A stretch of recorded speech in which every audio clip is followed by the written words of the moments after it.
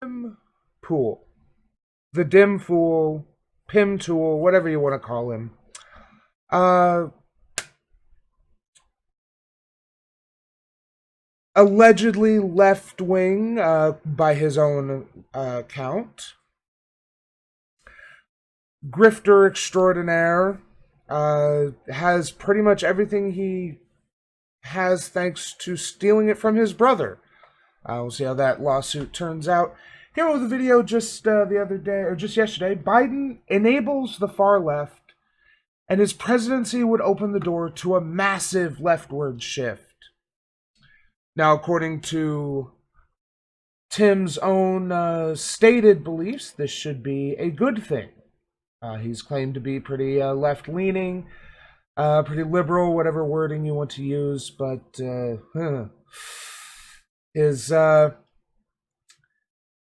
his content speaks otherwise, and obviously, now I haven't watched this, so I could be completely wrong about my assumption here that this will be a positive endorsement of Biden, but somehow I doubt it. So let's see what he has to say about Biden creating a massive leftward shift. So, Tim, take it away. But let's do this. Now that we got most people here, let's talk right now about what's going on in Atlanta, because the governor, Kemp, has declared a state of emergency, and they're going to be deploying 1,000 National Guard troops. Wow. The media is refusing. I'm sorry, this is just the way I see it. The media is refusing to address what's really happening in Atlanta.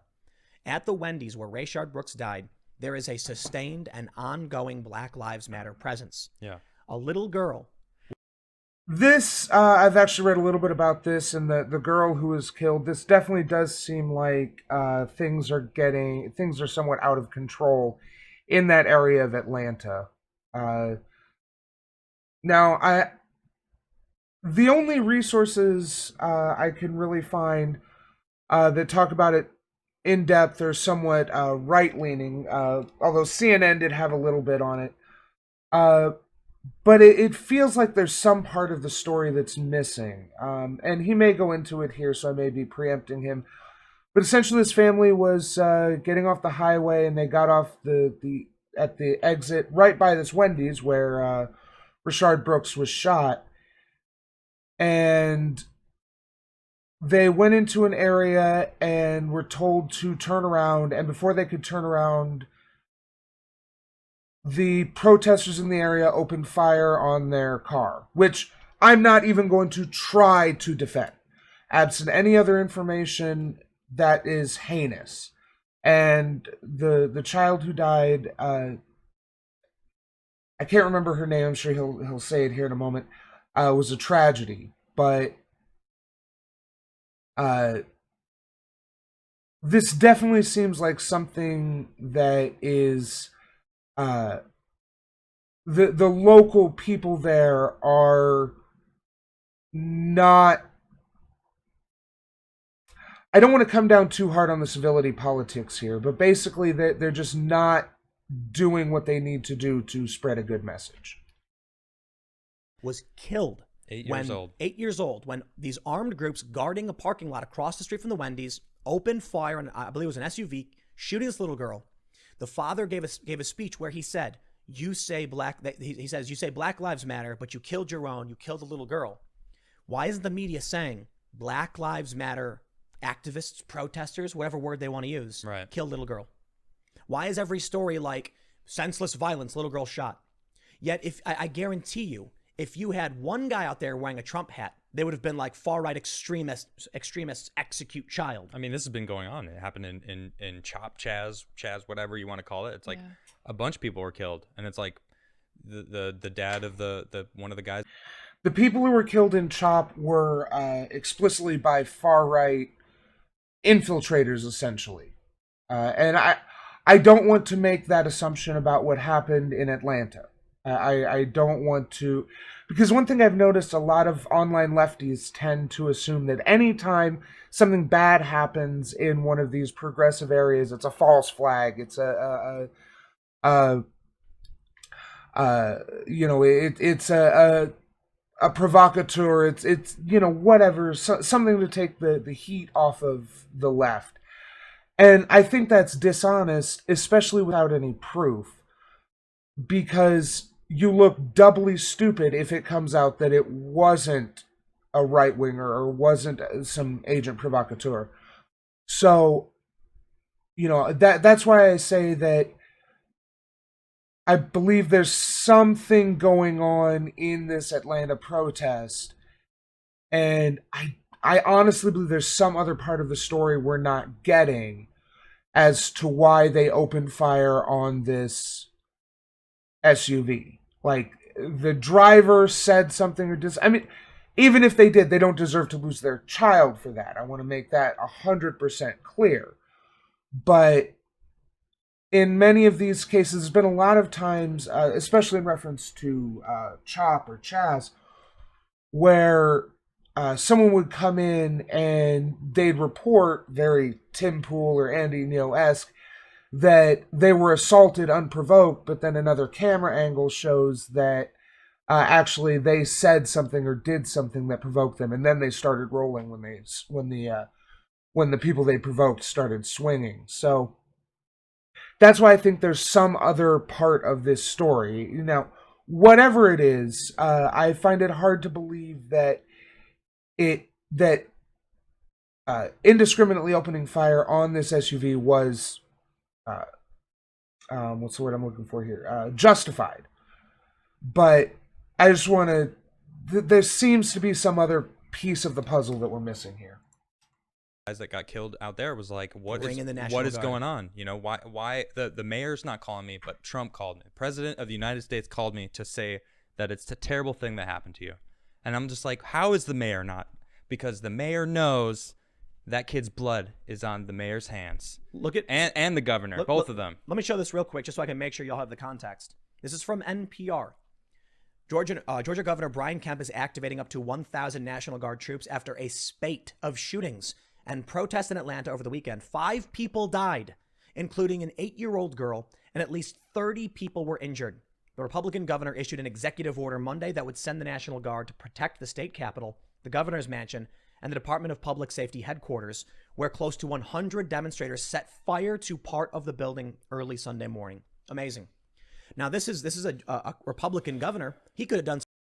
This is one of those instances where potentially, depending on what part of the building was set fire to, could be what I talked about the other day about good property destruction and rioting, where you're targeting something that is actually part of the issue, part of the problem.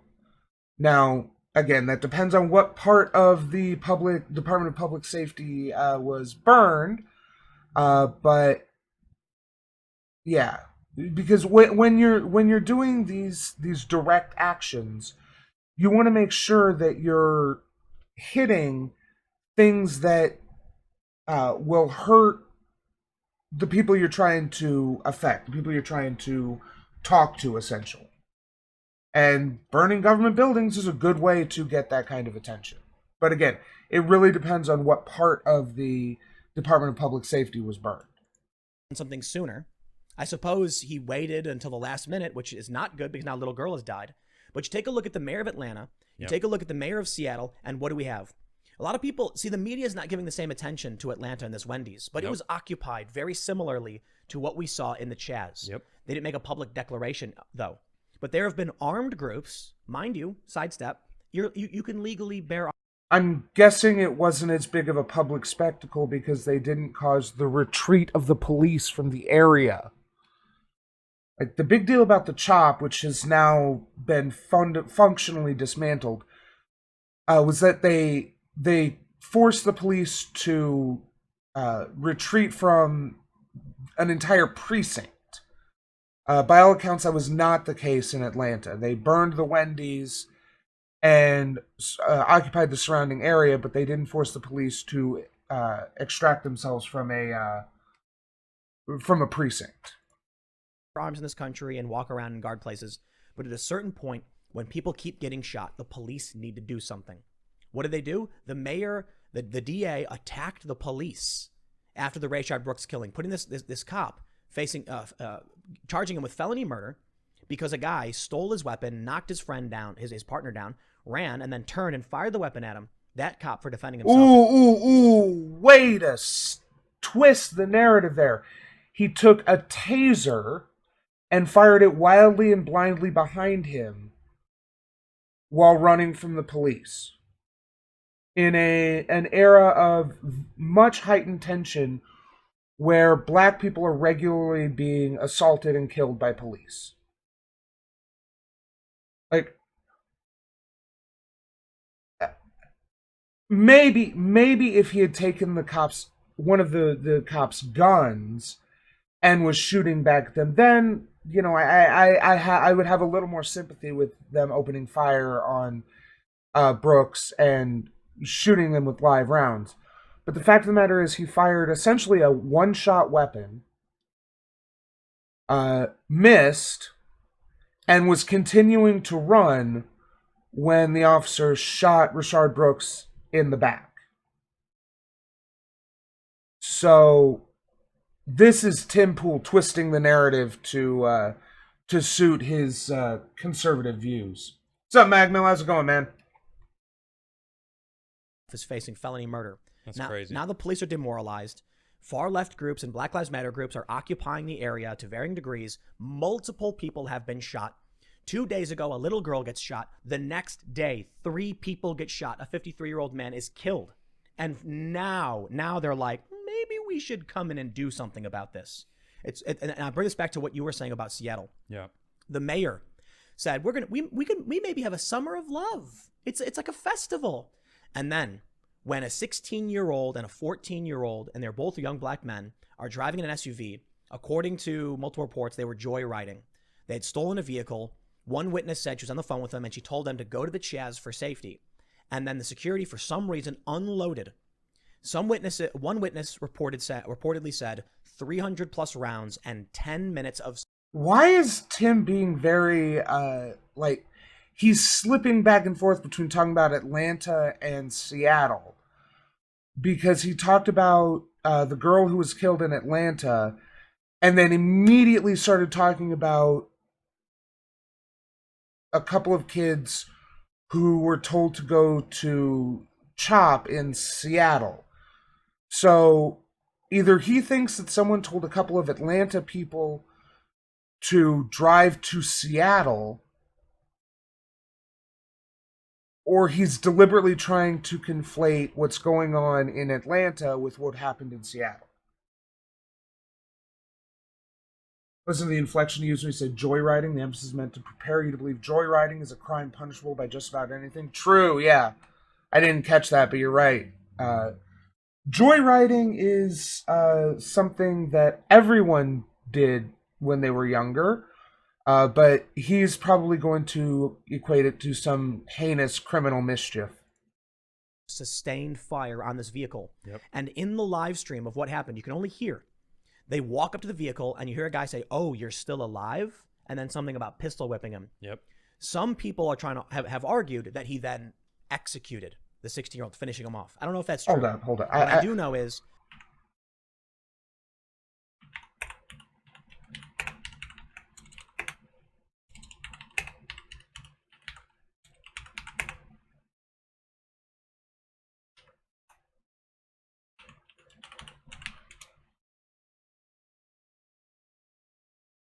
Okay. It's from 2004, so that is not what I'm looking for.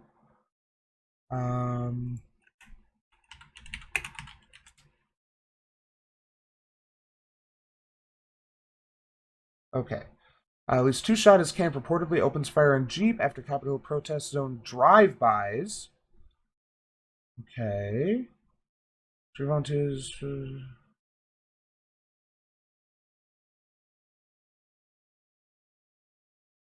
okay, I don't know.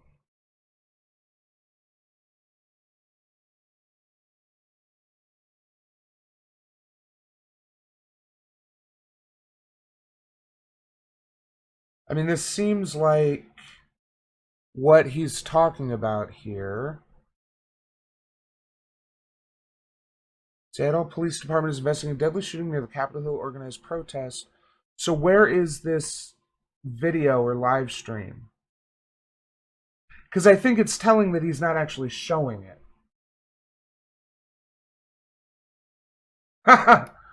That's quite the mistake to make, this Eli. I've always heard of stuff like that, but never seen one I can take advantage of. Let's see. Because they were in a Jeep, which fits with his description of an SUV.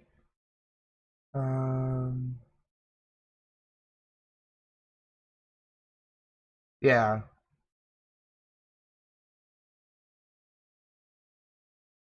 Okay. Okay, I don't know what he's yammering about here. To be clear, I'm obviously those kids getting killed is a tragedy, but so far, I mean, I've only done a little bit of Googling,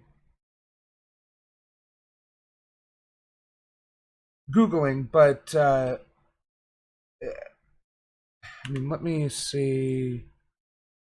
Let me check for videos.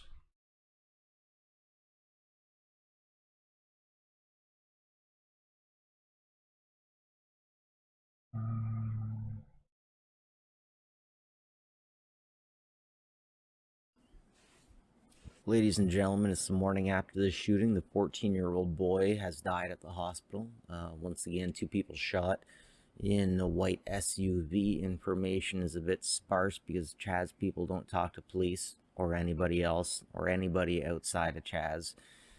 Okay, there's just someone going over it. So, I mean, what video is he talking about? Does anyone know what video he's talking about? Please, if someone can find it, link it to me, please. There's this one guy that bought 3 of them. It's like, nah, I'm gonna hold my ground on this. They even delivered me the stuff. Going to celebrate.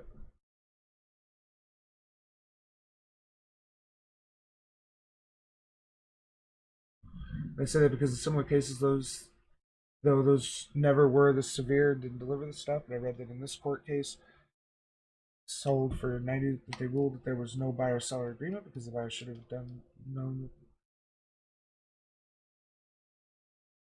That really depends on what the consumer protection laws are in your area there, Dis Eli. Because I've definitely heard of situations where if that's the price advertised and they sell and deliver it, then it's on the company to, to make sure that they don't make those mistakes. But yeah, that does sound like could be a very interesting precedent-setting case. The mayor still did nothing. You do hear a shot. I watched that video. And then you hear the shot? You can hear a shot fired after he says, "Oh, you're still alive? What if I pistol whip you?" And then you hear a shot. Bang. And it's just like, what are you shooting at? And you know what the one thing that made the mayor react was? When they showed up at her house. Yep. And so did she call the father of the 19-year-old who died? Nope. Definitely not. Trump did. Absolutely not. And he did. Props. And so this is the uphill battle, man. Yeah. That we have this level of violence now over a month.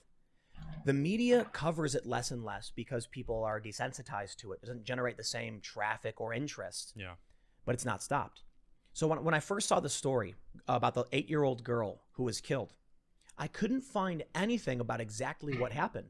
And the police, the official reporting said that it was near the site of these protests and that they had exited the highway at University Avenue and were trying to pull into a parking lot at the 1200 block of Pryor Boulevard or whatever. And I'm like, okay, so the reason they're saying this is because it must not have anything to do with Black Lives Matter. And then, sure enough, the official release comes out. It was the parking lot across the street from Wendy's, and it was the armed group of people occupying the area who unloaded on this vehicle, killing this little girl. And I'm like, why wouldn't the journalists say that? Exactly. Even right now, why doesn't the headline say Black Lives Matter group, armed Black Lives Matter group kills little girl? Because they only want to push the narrative that is what they want to push, their narrative. They don't want people knowing that Black Lives Matter groups are killing black people? Because in general, they aren't, you smooth-brained moron.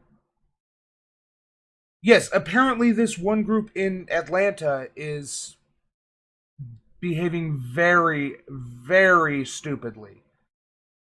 But this idea that in general the Black Lives Matter group is just a bunch of violent people out to kill people feeds into the white supremacist narrative that black people are just violent criminals. Because the vast majority of Black Lives Matter protests and movements, especially since these protests started up in earnest with the Minneapolis riots and the killing of George Floyd, the vast, vast, vast majority of them have been peaceful. And they've only gotten violent when they are provoked. Well, I don't want to say only, like the only reason, but the vast majority of cases where they have gotten violent, it's because the police have done violence to them and they've responded in kind. So this narrative you're trying to push, like Tim Pool never pushes a narrative.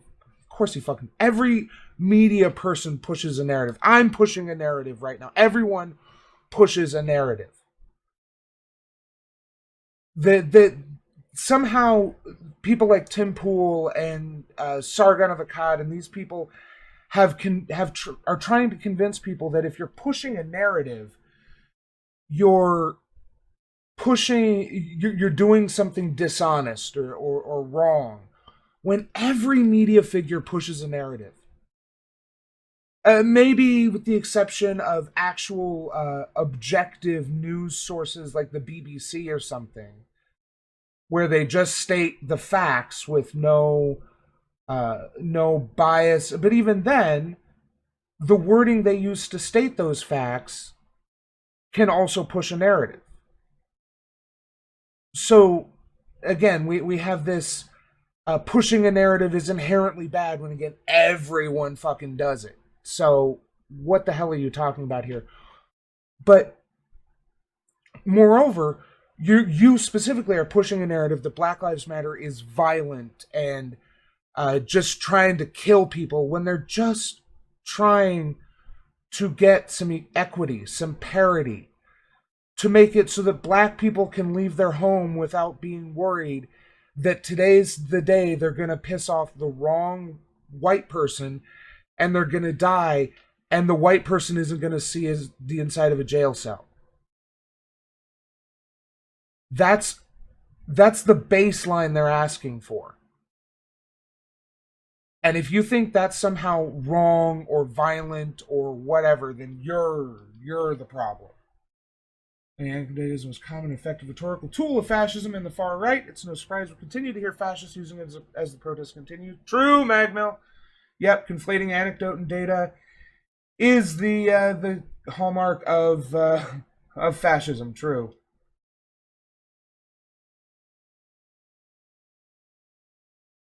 Right, that's what I mean.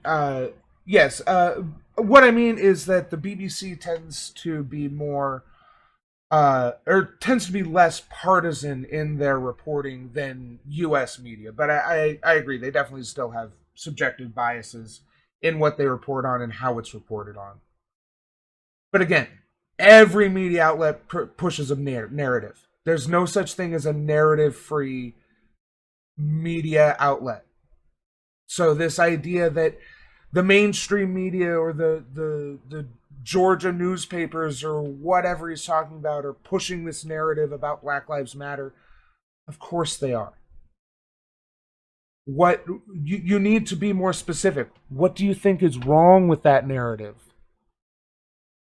And you think Tim Pool makes all of the people work for him wear stupid beanies like this? I don't know, I'm just curious. So this is a serious problem we have right now. Agreed. If one guy comes out, and do you remember that guy in, I don't know if you remember the story in Portland, he was a crazy, he wasn't left, he wasn't right, he was just nuts, and he slashed 3 people on the Portland train.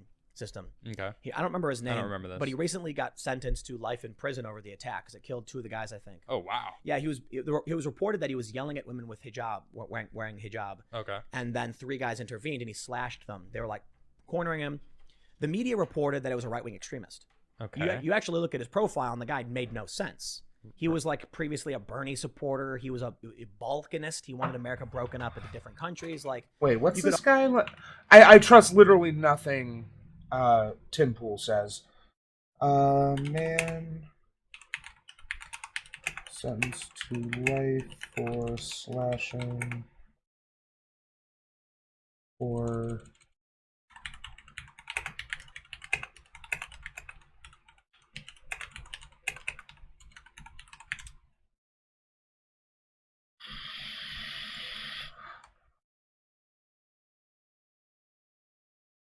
Okay, so I'm assuming this is what he's referring to. Sentence on Wednesday, life in prison with the possibility of parole. Okay.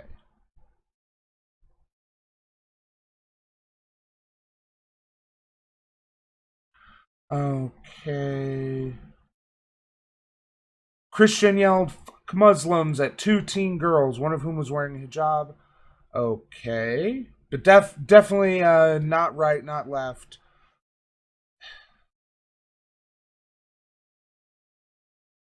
I mean, Islamophobia, this anti-Muslim rhetoric is pretty right-wing. Not to say there aren't people who hate Muslims on the left, but typically on the left, it's more hate the Organization of Islam Church is not individual Muslims.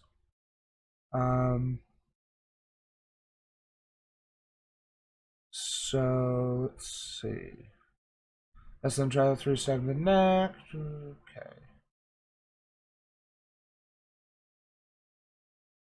Struck her with a half-filled Gatorade bottle. She described him as a white supremacist and a plague on society. I don't know how much interaction this Demetria Hester had with him, so take that description with a grain of salt. Neuropsychological dysfunction makes it difficult for him to control his emotions or behavior. Okay, maybe he should not be, not saying he needs to be in jail, but maybe he needs to not be allowed out unsupervised like that. He's been defending himself. Yeah, okay. I just from this one article from CBS News, I have no issue with them calling him a far-right extremist.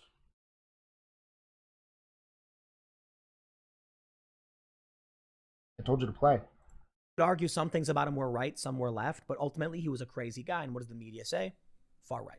Of course. You get a bunch of conservatives. Because he killed Muslims because they were Muslim. And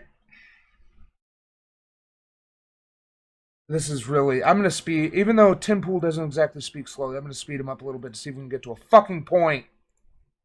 Who join Parler, it's like a different social network, and they say far-right extremists, Nazis, and stuff like that. It's so easy. Oh, no. Here's my favorite. The Boogaloo Boys. Yeah. During all the unrest, beginning of last month, some dude in a white van opens up the side panel door, shoots 2 cops with a rifle, killing one of them. When they go to catch him, he kills another cop. He writes about killing cops. He writes "boog" in blood, and then they say right wing. Huh. And I'm like, hold on. During the unrest, okay, for George Floyd, a guy who says kill cops, like Antifa, actually does it. Now he's right wing. Now he's right wing. So when black That's insane.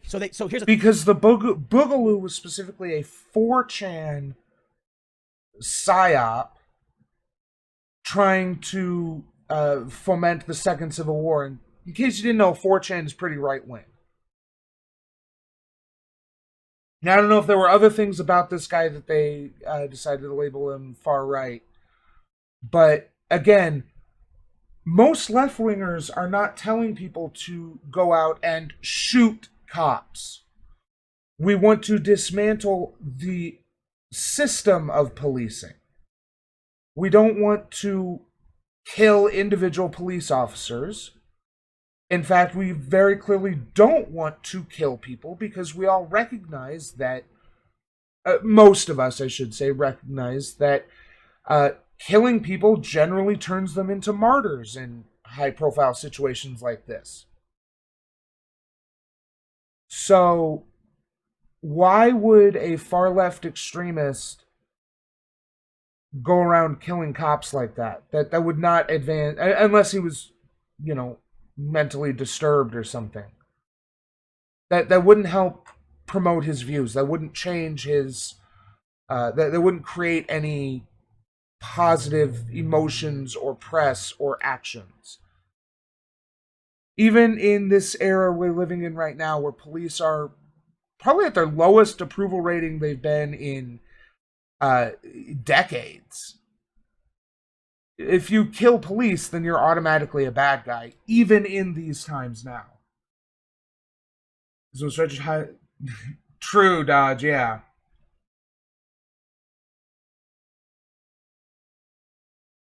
Yeah, exactly, Dr. Shrouds. Boogaloo movement is mainly right-wing. Say I have a country of like 1 million people, and I have a group in the country that's like 10% of the population, and in general like 5% of the population commits crimes, and the cops, they don't do anything bad except they racial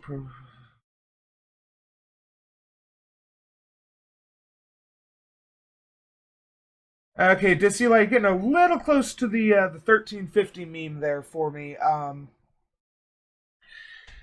because we would need to look at why 50% of the 10%, or 50% of the crimes are committed by those 10%. And in... Yeah, exactly, Magmel. Yeah, that's what I'm saying. The reason why a certain group, which makes up approximately 13% of the U.S. population, is responsible for 50% of arrests for violent crimes. There's a variety of factors that I don't have the data to go into right now, but it's related to things like their socioeconomic background, where they grew up in an area where the only way to get ahead was crime. They're over-policed because it's believed that they commit more crimes. And the police will profile black people as more violent and more prone to criminality, so they're more likely to be arrested for those crimes.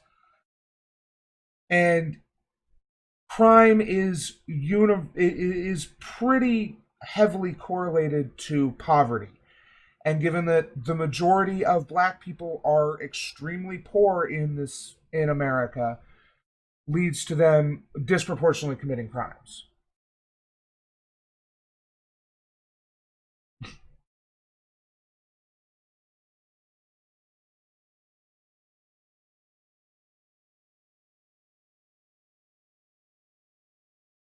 So there's like 20% of people that commit crimes.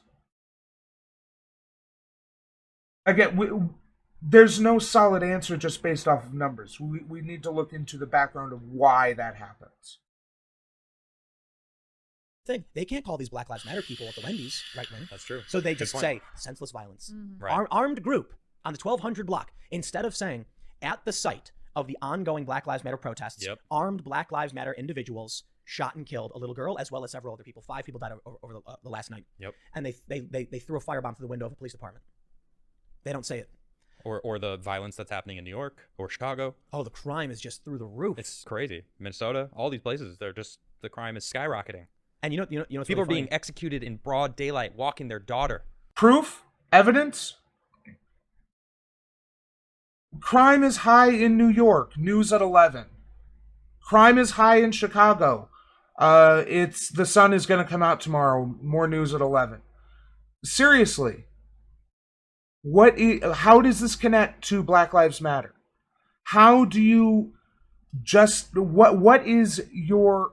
what is the narrative you're trying to push here, Tim?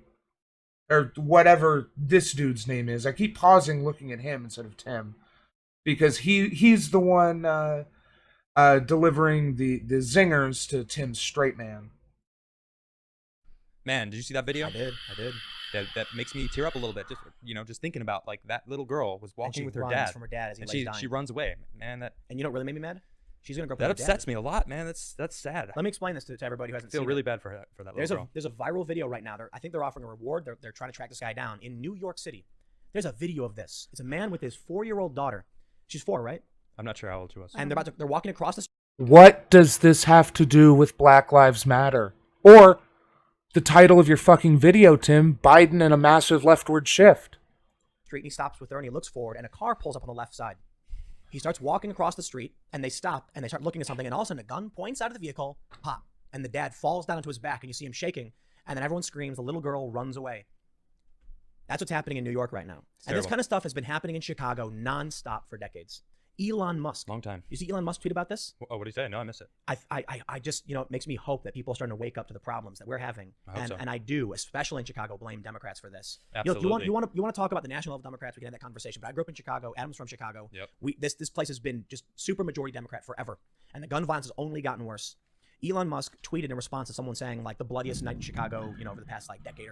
I know people like to blame Democrats for the issue, and there definitely is a good deal of blame to go for Democrats because, the Democrats, especially over the last 20 years or so, 20 or 30 years, have pushed this agenda that they need to be tough on crime. And what that ends up doing is creating better criminals. Because when you start cracking down on lesser crimes, then that means that the people who commit those crimes end up learning how to, they go to prison where they meet people who regularly commit worse crimes.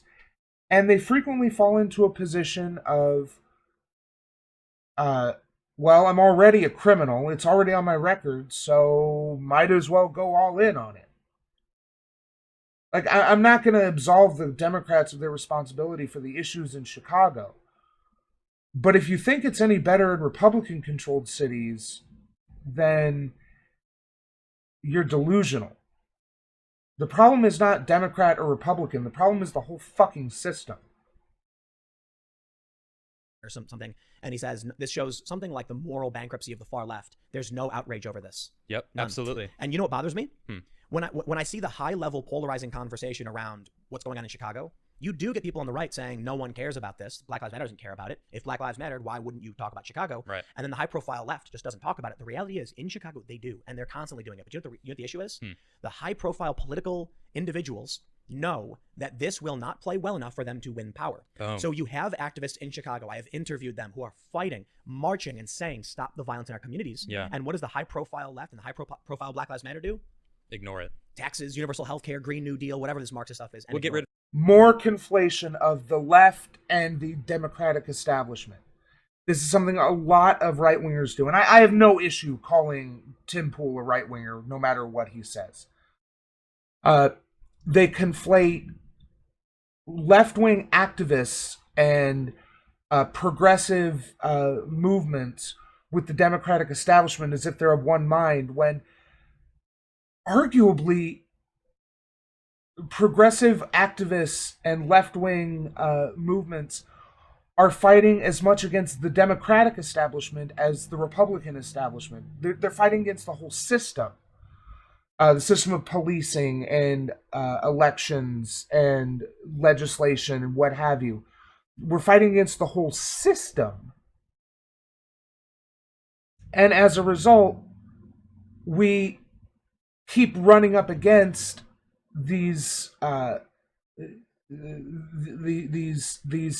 particularly Democrats who theoretically, according to Tim, should be our allies, who put roadblocks in progressives' ways.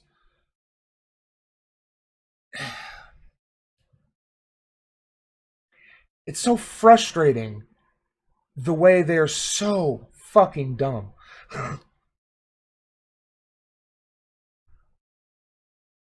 But it's not that the left-wing activists are silent about the violence. It's that the Democratic establishment is silent about the violence and about solutions to it. They're not the same thing, Tim. Aunt Jemima.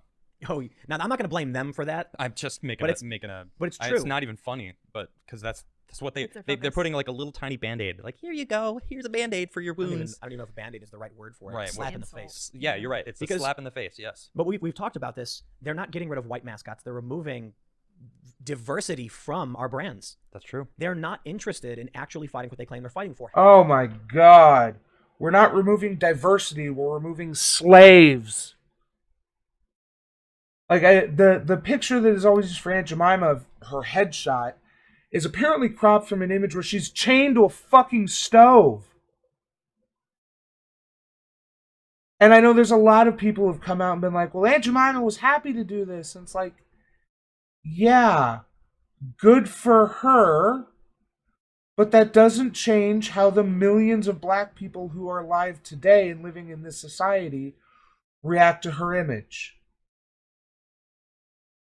I mean, I totally agree that removing Aunt Jemima and Uncle Ben from labels is pretty fucking dumb, and just a symbolic change that doesn't actually change anything. But that doesn't change the fact that it was still pretty bad. And if people, like, it's not enough. It's not enough of a change. It's not the change that we wanted, but it is a change, and it's a start, and we can build on that. As long as we keep their feet to the fire about, like, okay, cool, you changed Uncle Ben and Aunt Jemima. What about the police? Hence, I throw it back to Frederick Douglass. That one really makes me angry. Exactly. They're not fighting for equality. No, man. I found the quote. That's not what it means. You found the quote? Yeah, I Was it did. Booker T? It was Booker T. Washington. Yes. Do you want me to read it? Yes. course. Okay, so it says, "There is a class of colored people who make a business of keeping the troubles, the wrongs, and the hardships of the race before the public. Having learned that they're able to make a living out of their troubles, they've grown into a settled habit of advertising their wrongs, partly because they want sympathy and partly because it pays. Some of these people do not want the black man to lose his grievances because they do not want to lose their job." And he's using colorful language yes, from the past. we literally can't colorful language. Yeah. repeat. So, what can you look up what year was Booker? 1911. That was 1911. Mm-hmm. How amazing. Mm-hmm. 1911. Yep. And I wonder who he was referring Boy, you don't think anything's changed in 100 years? Also, yeah, he's describing, like... Oh. I gotta show this. Let's see. So, the video I did last week, the Officer Tatum, I had someone unironically come in and accuse me of racism for calling him an Uncle Tom.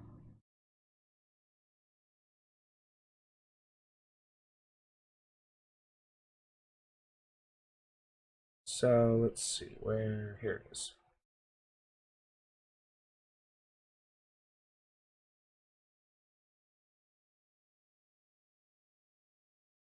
The YouTube comments, along with comments just being awful.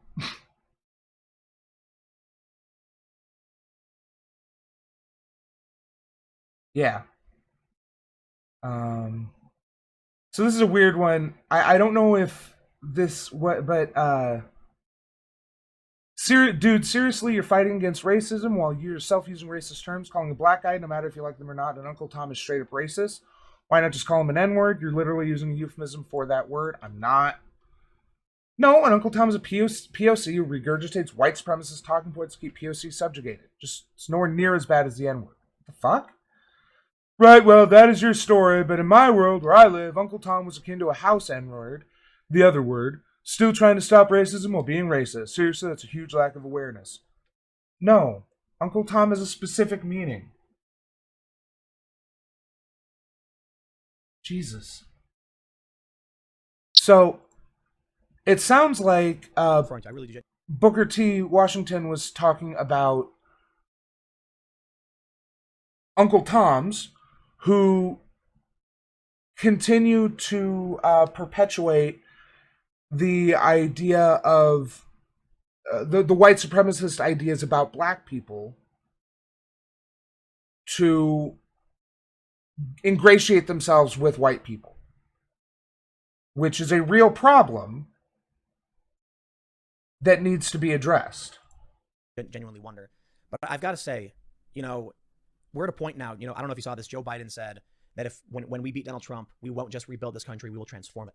Yeah, what does that mean? I don't know. What are you trying to say, Biden? Yeah. I'm not excited by that, to be honest. No, because of all the political people that I've seen, like, he's very racist, and he has very racist many things that he has said. I'm just like, I'm very political now. I'm I'm not going back. And Biden, I'm looking into you, and you're a sleazebag. Yeah. Seriously. I don't. Well, I, here's True. I'm not going to disagree here. Biden, while he does seem to have done a complete 180 on gay rights and things like that after 2012, and while I stand by his behavior during his tenure as vice president, shows that at least he can pretend to be non-racist. I do think he still has many racist undertones, racist ingrained beliefs. But, and this is the important thing, the Democratic establishment has realized that they don't get as far with racism as they used to. So they've started to move beyond it. They've started to move to this more woke, anti-racist rhetoric and policy position. So whatever Biden believes in his heart of hearts is completely irrelevant, because he's going to do what the Democratic establishment wants him to do. And the Democratic establishment is, particularly compared to the Republican establishment, incredibly non-racist. They're still pretty racist. I don't want to completely absolve the Democratic establishment here. But Biden and his policies will be less racist than Trump and his policies. Still won't be perfect, and I don't think we're actually going to transform shit with Biden, but it's going to be a whole lot better and a whole lot easier than with 4 more years of Trump. he's so. And this is what he's implying, is that, well, I'm not excited about that. Like, okay, so you're more excited about what Trump is going to do? And yeah, saying Uncle Tom is a racist slur is exactly the same as people saying Karen is a racial slur. It isn't. Being an Uncle Tom is a Karen, or a Karen is a voluntary behavior, not an inborn trait. True. You can stop being a Karen. You can stop being an Uncle Tom. You can't stop being an N-word. That's why it's a bad thing to call someone that. Not bad to be one, it's bad to be called that, bad to use that word. So racist. It's like, and then people are calling me racist just because I'm voting for Trump. And it's like, do you know what Trump has done for minorities? Like, he's done a lot. What? Name specific examples, please. What specific things has Trump done for minority populations in America? Because from where I'm sitting, he's demonized Mexicans and black people. Anyone who's not white American, he's demonized and made to seem like they are the worst kind of people. So what exactly has Trump done for minority populations in America? Tim Pool left wing my ass. He has. He's done a lot. Yeah. There's plenty of man. I just starting to look into it. It was just like, whoa. He's, we can sit here all night talking about that. But it's besides the point what we're talking about. So it's Boy, big surprise there that you don't name any specific examples. Because I don't have any specific examples of ways that Biden has helped the minority community, except, he was part of the administration that allowed gay marriage to be legalized. And yes, he also was part of, he also wrote the crime bill that did a lot of damage to the African American community. What specifically about Trump's policies or rhetoric have been good for minority communities? Please explain. it's crazy, man. They're spinning it. Joe Biden says he wants to transform this country. And the reason that's worrisome to me is not Yeah. because I think Joe Biden himself is a far leftist, but that he's ceded ground in a desperate attempt to beat Trump. Yep. So I have to wonder if these people are willing to go as far as to tear down Frederick Douglass. I'm going to say it a million times because that dude was that's so far over the line. Yep. Like we're not even a line went. They dragged us so far to the left. So Joe Biden. From what I understand, the people who tore down the Frederick Douglass statue were like some ignorant college students. I don't know that they knew the kind of political statement they were making when they tore down. Wait, Frederick Douglass. Is that the? Hang on. Yeah, that's what I was thinking of. Yeah, when that statue was torn down, that again, from what I understand, that was basically just some ignorant college students thinking they were, like, doing the good thing. The Democrats have become so desperate Yep. to defeat Donald Trump. And here's the way I describe it. I know. I'm going to give you the silly bit. It's the One Ring from Lord of the Rings. They think they could wield the power. Yeah. They cannot. Nope. And so what happens? Joe Biden is going to bring the ring rays upon us. Mm-hmm. He is going to What? It is a gift to the Democrats. We will use it to defeat our enemies. Then Antifa goes and destroys everything. And what happens? He gives them... Oh, wow. Holy sh...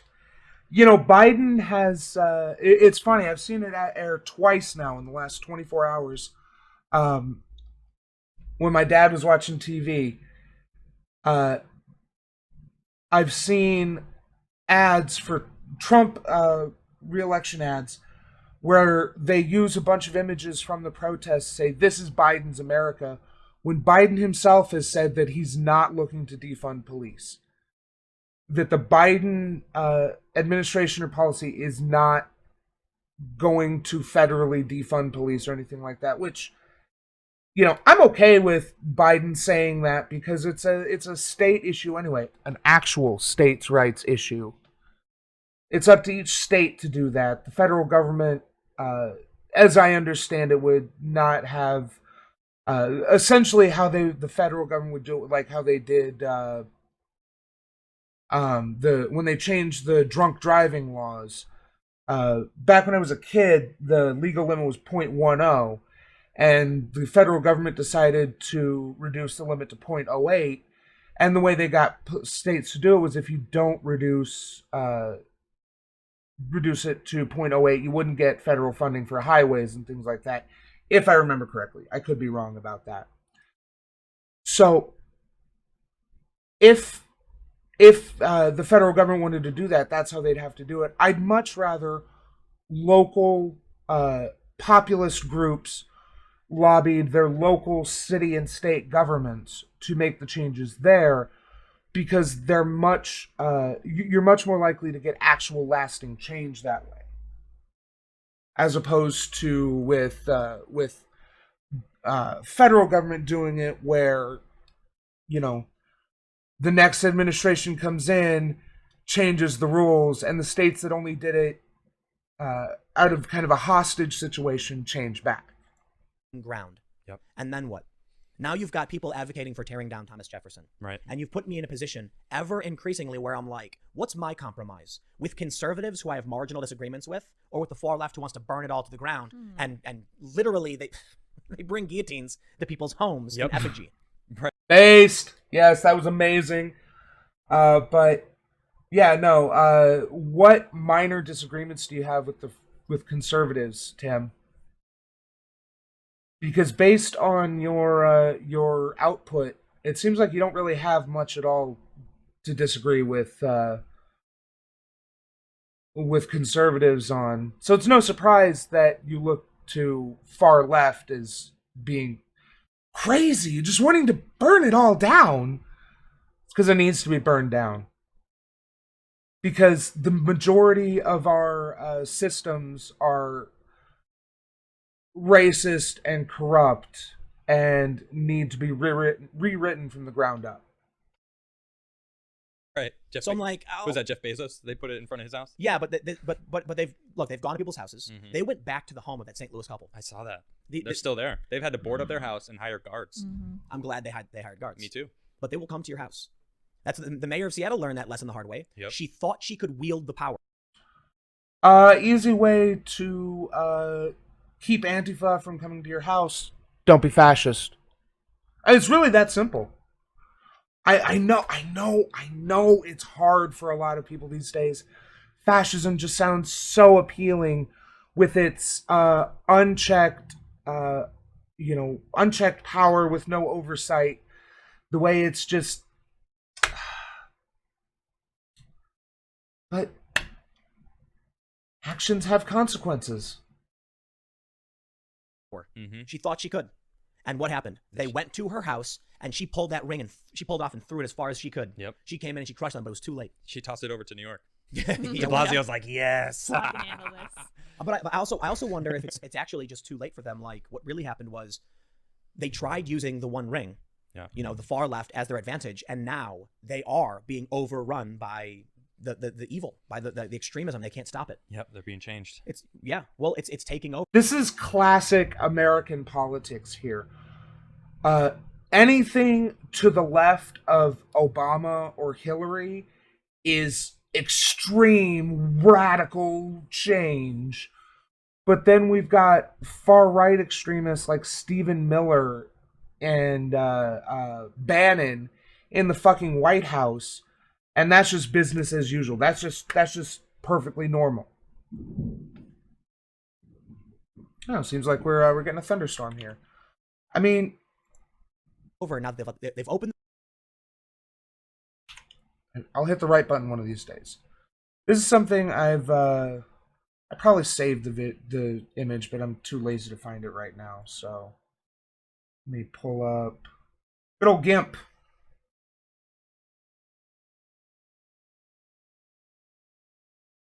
So this is the way.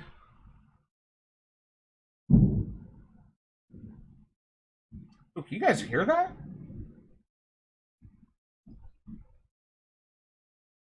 Okay, I'll. That's how long it's been since I opened GIMP.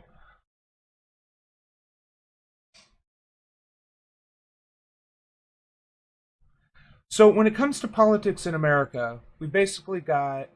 Let's see.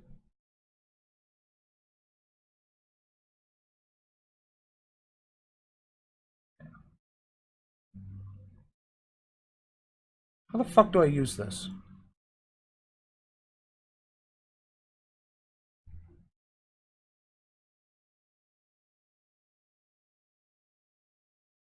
There we go. So imagine this is the political line left to right. So here's centrism.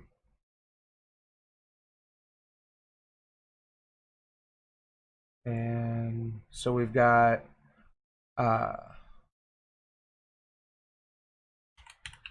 Hillary.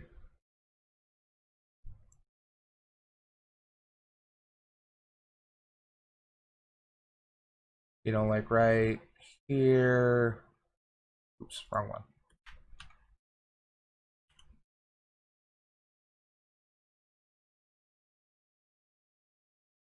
Sorry, I'm not an artist.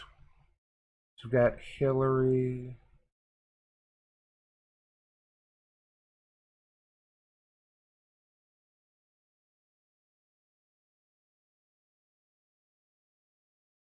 Holy shit. Okay, fuck this.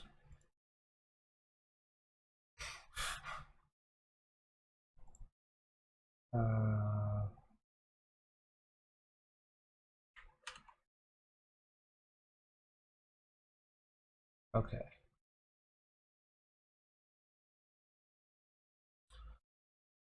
Paint stream!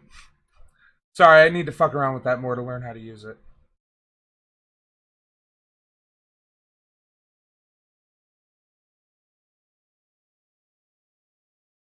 Okay. So we've got our political line. And right here is centrist. We've got Hillary.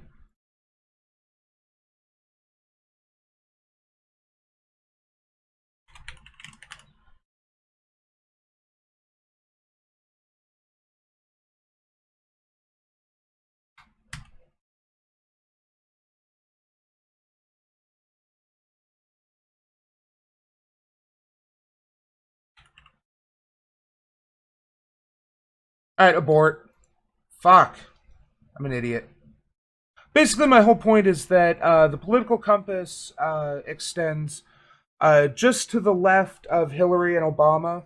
Like, Bernie was too far left for American society, but Trump's all but open fascism is perfectly acceptable to a far too large amount of the U.S. and certainly to mainstream media. Basically, the political compass is bounded very close to the center on the left and completely off the charts to the right. In the door, begging for help. We must defeat Trump by any means necessary. And they say, we'll help you. And now they're taking over. Yeah. And the Democrats are panicked. And Joe Biden is the person saying, just let me be president and I'll give you half. How does that sound? Listen, fat, look fat, I'll give you half. I don't want to know what that's going to look like. That worries me. So there are a lot of people who are talking about all these different opportunities, like for 2020, and ways to defeat this. Some people are trying to, what is it? I can't remember who this was. He was like, if you want to stop the far left from taking over, then you'd want to vote for Joe Biden. It's like Joe Biden opened the door. Yeah. And Trump, I don't think, is doing enough. He's the mask that the far left are wearing. You know, they're like Yeah, I'll grant that anyone who says if you want to stop the far left from taking over, vote for Biden. So I'm guessing that this is someone who believes, as many people do, that we need things to get worse, that we need Trump to crack down on social services and civil liberties and crack down on things worse in order to further radicalize people. To which I say, if we give Trump 4 more years, we'll never get rid of him until he dies. And when that happens, Kushner, or maybe just Ivanka, or maybe Barron will take over, depending on when that happens. And we will be living in a monarchy, the Trump monarchy.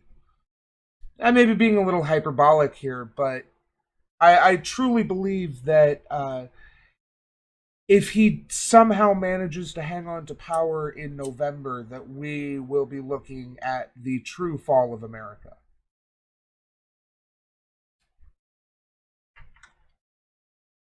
a monster behind the mask of Joe Biden's face. Yeah. You ever see what was it, Spirited Away? Yes. The giant black mass with the white. That is mask. exactly what I'm thinking. Yes. Yeah. Very, very You close. see the Joe Biden, and then you pull the mask away, and it's this gigantic demon going, "Ah!" And you're like, ah. Yeah. So man, now like I've been saying this for a while, that if you take if you can actually look at the New York Times data. I love showing this graph where it shows the left going like this, just like boom, Veering off. and the Republicans are like kind of a squiggly line, leaning slightly to the left. And I'm like, so listen, if I'm kind of where Obama was in 08. What is this? What is this in reference to? What article are you talking about? I'm guessing he's talking about the article they came out with back in like 2016, 2015, which shows that the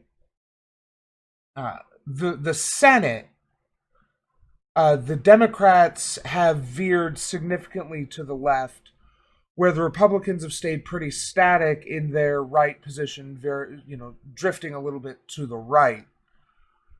But to say that the Republicans have drifted left is absurd. The only things that so this is one of the issues with simpletons like Tim viewing politics on a single horizontal axis, as everything's either left or right, where left or right is generally considered to be just the economic axis, basically whether you're more capitalist or more socialist, whereas the right has gotten the Republicans have gotten more authoritarian, while the Democrats haven't. They're still pretty authoritarian. They just haven't gotten as authoritarian as the Republicans, which is, of course, the vertical axis in most two-axis systems. Please see my video on the political axis. Of policy ideas, that's fairly in the middle compared to where most Americans probably are. We don't change that much. Yeah. If I'm standing here and I look to my right, what do I see? I see Trump and a bunch of Trump supporters waving little American flags, and I'm like, I'm familiar with what that is. Yeah. I've lived with these people. I've gone to church. Holy shit. If that's all you see to your right, then you're already way too far gone. Like, Trump and his supporters are not just waving little American flags. They're the ones promoting the Confederate flag and calling it their heritage. The literal battle flag of one of the generals leading a rebellion against this great nation. you see them putting people into concentration camps because they came from the wrong country at the wrong time in, according to them, the wrong way. You see them wanting to build a wall to try to keep people out, which historically has never worked. Great Wall of China couldn't keep the Mongols out when they had horses and bows. The Berlin Wall couldn't keep people out even though it was manned constantly by men with machine guns. Walls don't work to keep people out of a place unless they don't want to get in the first place. Or, I guess it's a little reductive to say walls don't work, but walls on a national scale like that, like bounding a country in walls, they don't work to passively keep people out. They essentially work as a delay tactic and a way of warning you if someone is trying to get in. But they don't stop individuals from crossing your border. Church with these people as a kid. I'm no longer religious, but they're part of my community. I know them. Man, do they sometimes get on my nerves. I look to my left. I don't see anything. So I climb up on a ladder. I take my binoculars out, and there, all the way off in the distance, are a bunch of people burning things to the ground. I'm surprised you can actually see them still. Seriously. Right. Well, yeah, you got to go way up, like, at the top of the Sears Tower. And so the analogy comes to this. If I had to make a compromise, I can take a few steps to the right as a moderate liberal, growing up, and say, listen, I'm going to give ground on these issues if you help me stop these crazy people who are coming to burn everything to the ground. Mm-hmm. Or you can go to Biden, who says, walk a couple 100 miles with me to meet these other people and see what they're all about. And I'm like, can you walk that far, Biden? Well, it's an analogy. He'll put him in his little electric scooter, his rascal. Zip on over. But if they're tearing down statues of our heroes, and their allies in media are lying to smear Trump, that says something. So what heroes of yours are they tearing down, huh? I mean, I know there's been a lot of talk about, especially the Abraham Lincoln statue in Washington, D.C., which, whew.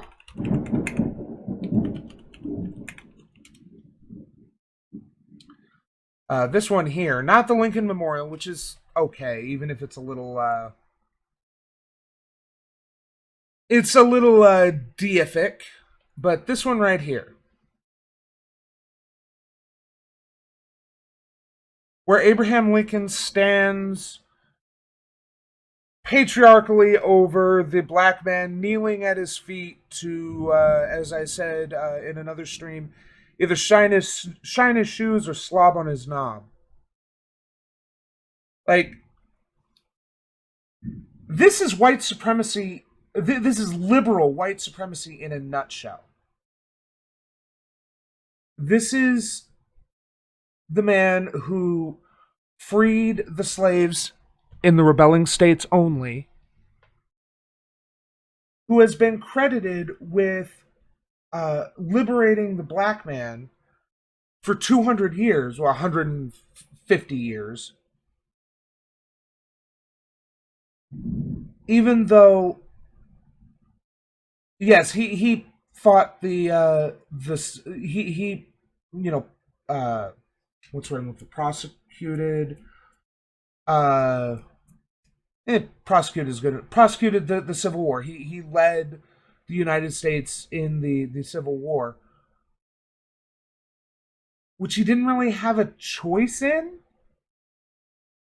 Imagine the president who oversaw a civil dispute like the Civil War and just let the state secede with no attempt to retake them, no response to their rebellion. He had to do that.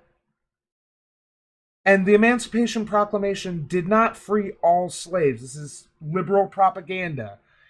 It freed the slaves in the states in active rebellion.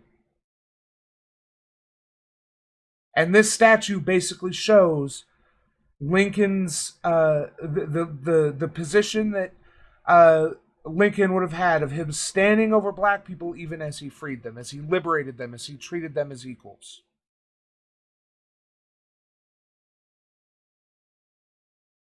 Because while all accounts, Lincoln did have an issue with chattel slavery, which is good, he still didn't view black people as equal to him and other white people. Really, that's even more worrying when Biden comes out and says he wants to transform this country, because we know they're lying to us. Absolutely. Trump's not the most honest person in the world, but he's honest in weird ways. Yep. The Intercept wrote about this, and they hate Trump. They said he's the most honest president in American history. Wow. Because he blurts out, he says the quiet part loud and loud part quiet. Yeah. There are a lot of dumb things Trump has lied about. I've done a ton of videos on this. I know people are always like, what? It's just like stupid things, like personal things. It's like, I can't think of anything off the top of my head. So yeah, I'm gonna be put on the spot for that. Well, for sure. so obviously it's not newsworthy. If you can't even remember it, and you are inundated with news, and you should know. If all the people in this room, you would know. And the fact that you're coming at a loss to it, it's like, well, just because he doesn't lie doesn't mean Trump is not dishonest. Trump's tactics are dishonest, like his maintenance that we shouldn't test as much as we do because that's what leads to these skyrocketing numbers. If we just didn't test as much, the numbers would go down. It'd be a miracle. Meanwhile, people would still die. They would still get the disease. Probably more of them because we wouldn't know who had it. But no, his numbers would look good. That's for damn sure. Was that big of a deal? They exist. Obama lied too. Sure. All the administrations have lied. The specific thing that I always try to go to at the tip of my tongue is like, it was some really weird thing he lied about that was like a personal issue. That was like, why would he lie about that? Okay. And then there's like something right now where they said, why did Kristi Noem fly on Air Force One? And Kayleigh McEnany said, ask the Secret Service, but the Secret Service doesn't actually have anything to do with it. There's things like that. Okay. I ultimately don't really care about. It's like a gotcha, like, ooh, she had COVID. Like, why would she fly on the plane? But Trump, in the most famous moment, was like walking up to the White House, and it's like the helicopter noise. And then they were like, Trump, what's going on with this deal with Saudi Arabia? And he goes, it's going to be really great. They're going to give us so much money. Great for the economy. We're selling lots of weapons. Our weapons manufacturers love it. And, we want this deal. And then all of the anti-war progressives, their jaws just hit the floor like, did you just say what I did think he just said? admit that the U.S. economy is bolstered by these war manufacturers sending weapons to the Middle East? Trump didn't care. He's like, yep. And he said it. He was like, we got to make sure we get this deal. Otherwise, Russia or China will get it, and it's going to be great for their economies, but we want this deal. Yeah, that annoys me. The amount of people that love to make fun of him for this kind of stuff, but they're sitting on their phones, they're sitting on their computers, they're sitting enjoying the fruits of the factories that don't have any environmental regulations at all on the other side of the planet, destroying the planet that they're fighting for. You participate in society, therefore you're wrong. Fuck. Yes. There's no ethical consumption under capitalism. We either participate in society and try to change it, or we go off, live in the woods, and leave the rest of the world to melt. It's not hypocrisy for me to sit here in my air-conditioned home with my $1,000 computer and my other electronics surrounding me that I'm using that were made largely with slave labor and advocate against that. That's not hypocrisy. Because there's no non-hypocritical way, or there's no ethical way of obtaining those products. I'm not going to go to fucking Bolivia and mine the lithium or whatever I need to make the chips I need to build the components I need to build this computer. I'm not going to go out. That's impossible for an individual to do. This is the big difference between right and left analyses of the world. The right puts everything on the individual. It's up to the individual to change things in their life to make the world world better. While on the left, we recognize that there are things individuals can do to make the world better. We recognize that it's their position in a system which is the system which is bad, and we need to change the system. Again, to go back to global warming, there's all this talk about how you should walk less, turn lights off when you're not in the house, turn your air conditioner up a degree or two to save on cost, or turn your heater down a degree or two in the winter, whatever. And while that stuff will help, it's completely overshadowed by the impact of a handful of major corporations who run the factories and ship goods, which cause the vast majority of the carbon output in the world.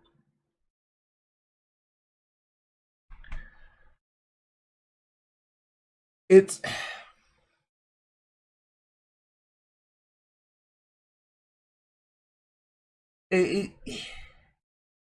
by focusing on the individual, they make it clear that the system is good, and if you're not succeeding in it, then that's a you problem. Whereas by focusing on the system, we make it clear that while you may have made mistakes, and I've made mistakes in my life, I've done stupid, bad things I've reaped the benefits of, reaped the rewards from, but the system is what leads to a lot of negative outcomes for people. Right. On their phones. They're like, oh, I can go on my phone and complain about the environment when they're on the phone built, from on the other side of the planet. So, oh man, it drives me nuts every time that comes up. There's that comic I often reference because whenever you bring this up, they're like, I can, it's a peasant saying we should improve society. Right. And then the guy pops out of the well saying, yet you live in society. This is them justifying the fact. Here's what they really think. I should be allowed to have a cell phone, but you should not. Yep. That's what they're saying. No. No. What? No. It's the exact opposite of the message. The message of that somewhat overused Matt Bohr's clip, which if you haven't seen,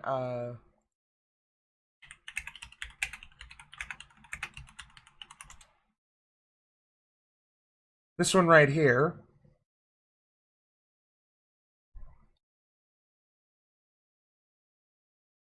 So this is probably Matt Bohr's most famous comic. This is the whole one. Apple AirPods cost $159, but they can't pay taxes or decent wages to their Chinese factory workers. Post. You said on an iPhone. Hey, gotcha. Cars should have seatbelts. Yeah, you bought one. Hypocrite much? Owned. We should improve society somewhat. Yet you participate in society. Curious. I am very intelligent. Effectively, what this is saying is that people criticize society using the means at their disposal. And what many people will come along and do to counteract that criticism is basically saying, yeah, you participate in society. How can you criticize society to when you participate in, when you live in it? That's the argument in a nutshell. And this is the argument they're making, but they think they're making a different argument. We're not saying I should have a cell phone, but you shouldn't. We're saying that everyone should have ethically produced cell phones that don't come from slave labor. We're saying that everyone should be able to purchase food and clothing and whatever at a reasonable price, or, food should be provided as part of your existence in society without having to use slave labor and without having to harm the environment to do so. Many of these positions are decades, centuries from being realized, but they're still things worth fighting for. So fucking dumb. Listen, I'm going to complain about horrifying authoritarianism and child slave labor. Now, I understand all the things I own are made by that, but I'm more effective this way. Yeah. It's you who shouldn't have it. This is the No! Oh my god.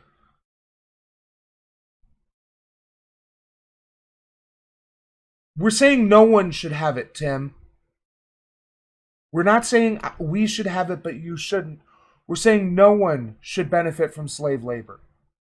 We're saying slave labor shouldn't exist, and yet somehow it still does. See, what they want to do is they want to convince people that if you want to change these things about society, then you can't use the things that benefit from society, which means you can't use phones at all. You cannot use any electronic device. Because no matter what it is, electronic devices come from slave labor somewhere along the chain. Whether it's the production of the raw materials, whether it's the manufacture process that makes the individual chips, whether it's the assembly process, whether it's the delivery, what somewhere along the line. And again, this is all ignoring the fact that any kind of wage labor under capitalism is functionally slave labor. You go to work and you make X amount of money, but your boss made X plus Y amount of money, which is the actual value you produced. So, whether it's the slave labor that goes into producing the components of a computer, or just the wage slavery of buying a t-shirt from Walmart, there's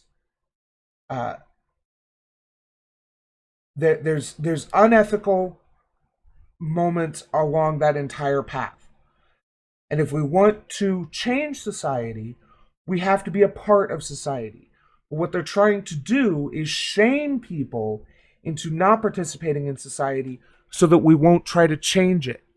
By making it so that participating in society is inherently bad and hypocritical and something that real leftists wouldn't do, they make it so that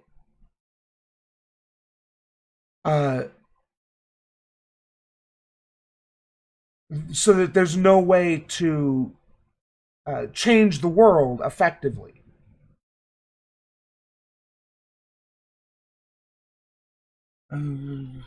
Yes, I agree. If there's a reasonable alternative, we should choose the reasonable alternative, absolutely. But as far as I understand, the raw materials for most electronic devices are produced in what are functionally slave mines. So even if once they get the raw materials, they're more ethically produced or what have you, that doesn't mean that they're not still benefiting from slave labor. And I've never heard of, not to say it doesn't exist at all, but I've never heard of ethically produced electronics. Mistake made by all of these people. It is the false promise used over and over again throughout history. It is the 72 virgins in heaven. Yep. It is the when we enact socialism, you're going to have everything. That healthcare you always wanted, yup, you'll get that. You'll finally have a voice. You see that man over there with that golden toilet in his massive skyscraper in New York? You should have that too. For no work at all. Oh, God. All right, we're done because he's just going into hypocritical bullshit here. We're not saying that everyone's going to get a golden toilet in a skyscraper in New York. We're saying that everyone's going to get a decent place to live with a decent amount of food and a functioning toilet and functional fucking healthcare. Like, the neoliberal fucking mindset that you either want everyone to be fabulously wealthy or everyone to be abjectly poor. There is a middle ground, and we can achieve it. We have the resources in our current system. Look at Sweden or Switzerland, one of the two. I believe it was Sweden. Has virtually eliminated homelessness because they realized that giving them subsidized housing was cheaper than having them on the streets. Imagine that. Wild. Subsidized housing is cheaper than letting people live and starve and die on the streets because they don't have the issue of exposure making them sick and forcing them to go into the hospital and get medical care there. They don't have the issue of not being able to find a job because they don't have a permanent address.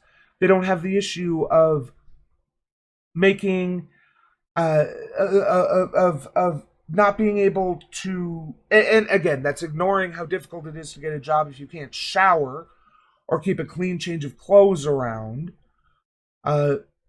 And just how much better people contribute to society when they have a home of their own, a place where they can be private and themselves. This is one of the huge things about being homeless, is that you never have any real privacy. You never have a place where you are safe, either from nature and the weather or from other people.